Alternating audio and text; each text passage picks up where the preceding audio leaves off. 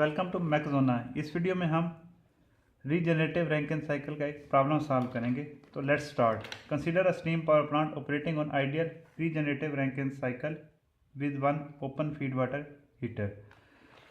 सबसे पहले हम रीजनरेटिव रैंकिन साइकिल को समझ लेते हैं। रीजनरेटिव रैंकिन साइकिल एक ऐसा रैंकिन साइकिल होता है जिसमें हम रीजनरेशन करवाते हैं। रीजनरेशन, री का मतलब होता है अगेन, यानी यहाँ पर हम इस्तेमाल हुई चीज़ को, यानी जो यूज्ड स्टीम होती है, हम उसको दोबारा इस्तेमाल में लेकर आते हैं। किस तरह के बॉयलर में हमने हीट ऐड करवाने के बाद हाई प्रेशर हाई टेम्परेचर जो स्टीम आई है हमारे पास, उसको हम एक स्पेसिफाइड प्रेशर के ऊपर एक्सट्रैक्ट करवा देते हैं, स्टीम से ब्लीडिंग करवा देते हैं। और वो जो स्टीम होती है उसको हम यूज़ करते हैं फीड वाटर को प्री हीट करने के लिए। यानी यहाँ पर से हमने ब्लीडिंग करवा ली और टरबाइन के बाद जो कंडेंसर में फ्लूइड जो स्टीम है हमारा वो कंडेंस हुआ, उसको हमने इस फीड वाटर के प्रेशर तक प्रेशराइज कर लिया। तो ये जो एक्सट्रैक्टेड स्टीम है ये फीड वाटर का टेम्परेचर बढ़ा देगी। उसके बाद फीड वाटर से होने के बाद हम इसको बॉयलर प्रेशर तक दोबारा प्रेशराइज कर देंगे और ये साइकिल इस तरह चलता रहेगा। यही चीज़ मैंने TH डायग्राम के ऊपर शो की हुई है। 5 के ऊपर यहाँ से स्टीम हम इंटर करवाते हैं, ये 6 यानी इस प्रेशर तक जो 1.4 मेगापास्कल है इस प्रॉब्लम में, वहाँ तक एक्सपैंड होती है। उसके बाद हम इसको ब्लीड करवा लेते हैं।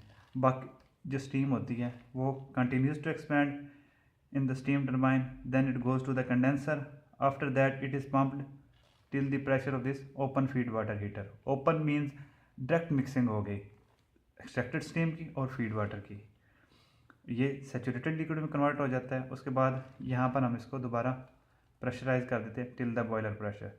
इस रीजनरेशन का फ़ायदा क्या होता है कि average temperature of heat addition वो बढ़ जाता है। यानी सिंपल रैंकिन साइकिल में हम यहाँ हीट ऐड करवाते हैं, लेकिन यहाँ पे हम इस जगह से हीट ऐड करवाएंगे तो average temperature of heat addition बढ़ जाएगा। तो इसका मतलब है कि एफिशिएंसी बढ़ जाएगी। तो let's continue with the problem. Steam enters the turbine at 15 megapascal and 600 degree centigrade. Steam turbine के एंट्री पे टेम्परेचर प्रेशर गिवन है and is condensed in the condenser at a pressure of 10 kilopascal. Condenser का pressure given है। Some steam leaves the turbine at a pressure of 1.4 megapascal. ये extraction pressure given है जहाँ पर हमने steam की breeding करवानी है। And इंटर्स open feed water heater. और उसके बाद ये determine the fractions of the steam extracted from the turbine, ये हमने फाइंड करना है। Determine the fractions of the steam extracted from the turbine, यानी यहाँ पे हम कितना स्टीम का जो फ्रैक्शन है वो एक्सट्रैक्ट कर रहे हैं।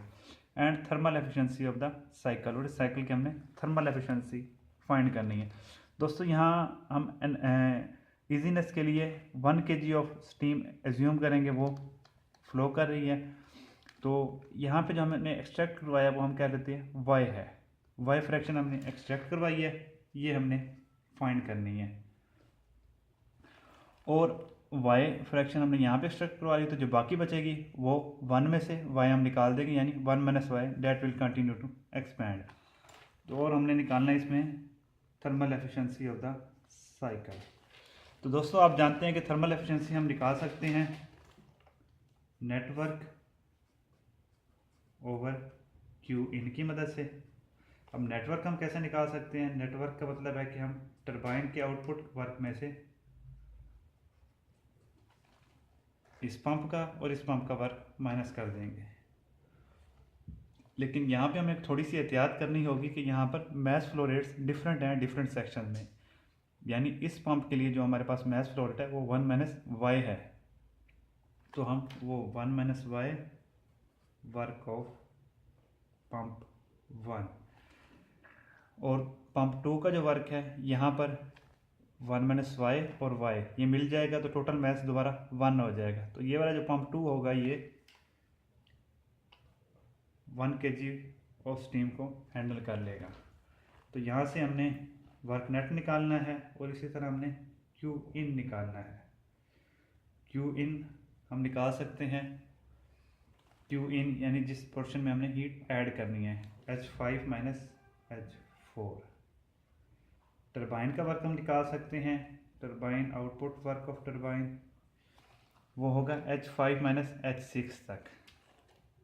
यहाँ तक 1 kg ऑफ स्टीम एक्सपैंड करेगी। उसके बाद y जो है वो इधर एक्सट्रैक्ट करवा ली हमने, ये y इधर एक्सट्रैक्ट होगी तो जो नीचे आ रही होगी वो 1 माइनस वाई होगी, तो plus 1 minus Y H6 minus H7।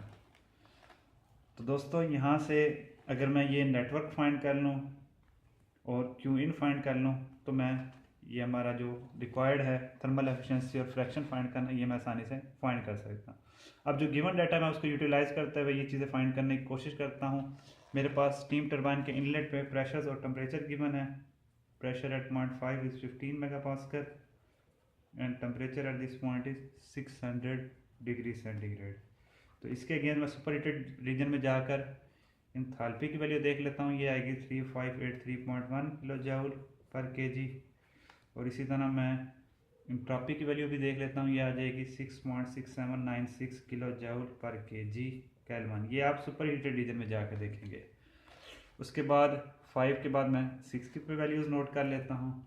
6 पे मेरे पास प्रेशर है 1.4 मेगापास्कल और ये आइसेंट्रोपिक एक्सपेंशन हो रही है, यानी एंट्रोपी कांस्टेंट रहेगी, यानी S6 will be equal to S5, यानी यही वैल्यू S6 की भी वही वैल्यू होगी जो S5 की है। तो सुपर हीटेड रीजन में जाकर मैं इसके लिए भी एंथैल्पी की वैल्यू नोट डाउन कर लेता हूँ, वो आ जाएगी 2893.52 किलो जूल पर केजी। तो यहाँ पे टरबाइन के वर्क के लिए मुझे H5 चाहिए था, वो भी मैंने फाइंड कर लिया, H6 भी फाइंड कर लिया। उसके बाद मुझे H7 चाहिए इस पॉइंट के ऊपर।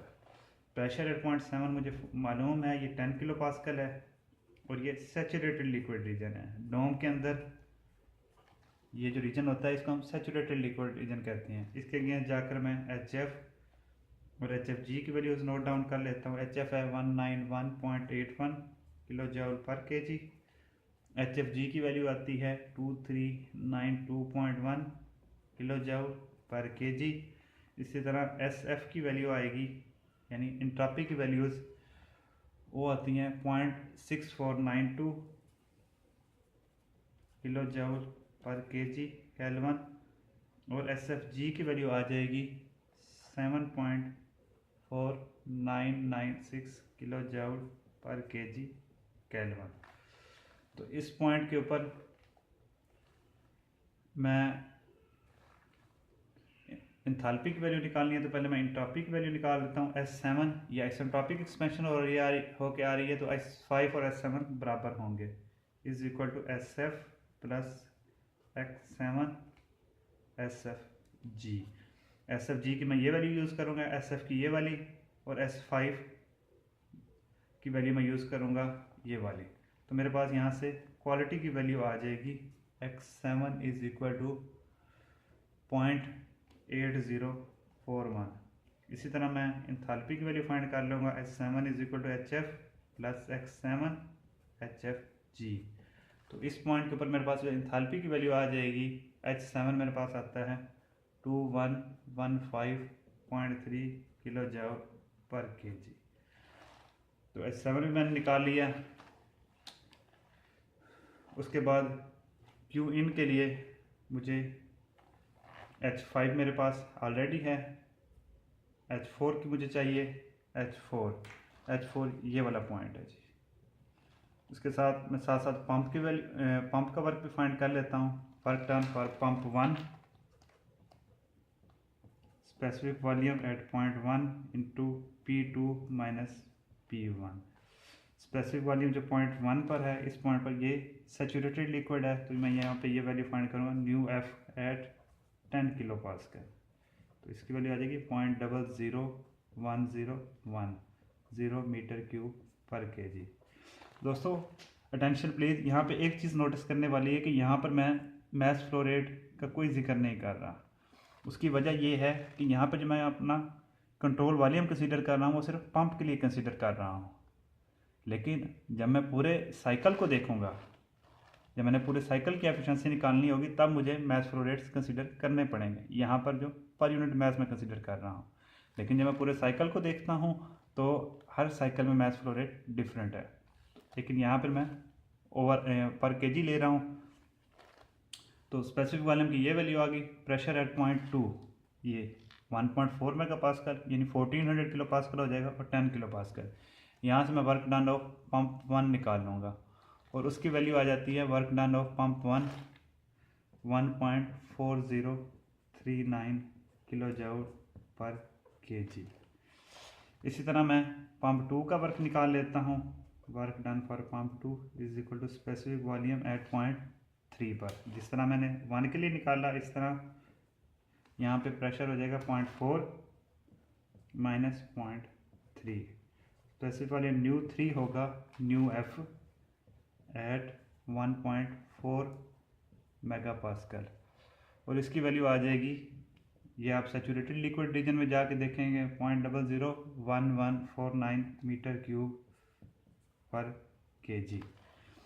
और P4 की वैल्यू होगी 15 मेगा पास्कल यानी 15,000 किलो पास्कल और ये 1.4 मेगा पास्कल। इसको अगर आप किलो पास्कल में कन्वर्ट करते हैं तो ये 1400 किलो पास्कल आ जाएगा। तो इसके अगेंस्ट आप जाके वर्क फाइंड करेंगे तो आपके पास आ जाएगा 15.63 किलो जूल पर केजी। तो H5 भी निकाल लिया हमने, H4 भी निकाल लिया, पंप दोनों के वर्क भी निकाल लिया अब हमने। उसके बाद जो हमें एक और चीज़ फाइंड करने की ज़रूरत है वो है Y, यानी कितना फ्रैक्शन जो है स्टीम टरबाइन में से हमने एक्सट्रैक्ट किया for open feed water heater. उसको फाइंड करने के लिए मैं इसके ऊपर एनर्जी बैलेंस लगाता हूँ ओपन फीड वाटर के ऊपर। Energy balance on open feed water heater. अब एनर्जी बैलेंस है तो इसमें जो मैस इंटर हो रही है और जो एनर्जी इंटर हो रही है वो मैं मल्टीप्लाई कर दूंगा, यानी ये 6 पे जो मैस है वो वाई इंटर हो रहा है, वाई फ्रैक्शन है और इस पर एनर्जी है, एंथैल्पी की जो वैल्यू है वो H6 है। इसी तरह यहाँ पर इंटर जो हो रहा है वो 1 माइनस वाई है। टोटल वाई 1 था, वाई हमने यहाँ पे एक्सट्रैक्ट करवा लिया था, तो 1 minus Y continues to expand in steam turbine. तो बाकी जो है 1 माइनस वाई आएगा एनर्जी H2 के साथ, एंथैल्पी की वैल्यू H2 होगी। और इसके एग्जिट पे जो मैस होगा वो यहाँ से 1 माइनस वाई आया और वहाँ से y आया, 1 माइनस वाई प्लस वाई तो 1 नहीं आ जाएगा। और इसके साथ जो एंथैल्पी की वैल्यू आएगी वो H3 आएगी। तो यहाँ पे मैंने y निकालना है तो H6 की मेरे पास ये वैल्यू ऑलरेडी है। H2 मैं फाइंड कर सकता हूँ क्योंकि मैंने यहाँ से H1 मेरे पास था, ये वाली वैल्यू H1 क्योंकि ये HF होगा एट सैचुरेटेड लिक्विड रीजन में है, तो यहाँ से मैं H2 निकाल सकता हूँ इस तरीके से कि H2 is equal to H1 plus work done by pump 1। तो यहाँ से मेरे पास H2 आ जाएगा 193.2139 किलो जूल पर केजी। तो H2 भी आ गया। उसके बाद H3 जो है वो H3 ये भी सैचुरेटेड लिक्विड लाइन पे है, तो H3 की वैल्यू होगी HF एट 1.4 मेगा पास्कल। तो H3 की जो वैल्यू आती है मेरे पास वो आती है 829.96। ये आप सैचुरेटेड लिक्विड रीजन में जाके देखेंगे। उसके बाद इस मेरे पास ये तीनों वैल्यूज़ आ गई, बाकी सिर्फ इसमें अननोन है y। इसको आप थोड़ा सा मैनिपुलेट कर लेंगे तो यहाँ से आपके पास y आ जाएगा रेशो की फॉर्म में H3 minus H2 over H6 minus H2। H3 भी हमारे पास नॉन है, H2 भी नॉन है, H6 भी नॉन है। तो इनसे आप निकालेंगे तो अब फ्रैक्शन की वैल्यू आ जाएगी 0.236, तो ये आ जाएगी 0.236। उसके बाद ये वैल्यूज़ आप इनमें पुट कर दें और आप अपना एफिशिएंसी फाइंड कर सकते हैं। अब work done bye turbine H5 भी नॉन है, H6 भी नॉन है, y की ये वैल्यू पुट कर देंगे और H6 और H6 की ये वैल्यू और H7 जो हमने ये निकाला है।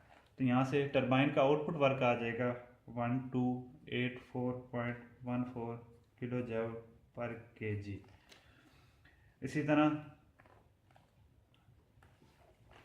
Q इन जो हीट इनपुट की है हमने वो आ जाएगी 2737.51 किलो जूल पर केजी। अब नेटवर्क निकालने के लिए हम टरबाइन के वर्क में से पंप्स का वर्क माइनस कर देंगे, लेकिन यहाँ पे हमें मैथ फ्रैक्शंस एडजस्ट करने पड़ेंगे, क्योंकि अब हमारा जो कंट्रोल वॉल्यूम है वो पूरा साइकिल है, तो उसमें हर रीजन में मैथ फ्लो रेट्स का फ़र्क है, तो उसको हम अकोमोडेट यहाँ पे करेंगे। तो जो हमारे पास नेटवर्क की वैल्यू आएगी वो आती है 1267.43 किलो जूल पर केजी। अब नेटवर्क ये वाली वैल्यू और क्यू इन 2737, इनको आप डिवाइड करेंगे तो हमारे पास जो एफिशिएंसी की वैल्यू आ जाएगी वो आ जाएगी 0.462 यानी 46.2%। दोस्तों बस इतना सा ही प्रॉब्लम था। उम्मीद करता हूँ कि आपको समझ आ गया हो। किसी तरह का कोई क्वेश्चन है प्लीज़ कमेंट में लिखें, मैं आपको ज़रूर आंसर करूँगा। थैंक यू दोस्तों, वीडियो को लाइक और शेयर करना मत भूलें, सब्सक्राइब करें। Thank you, good bye.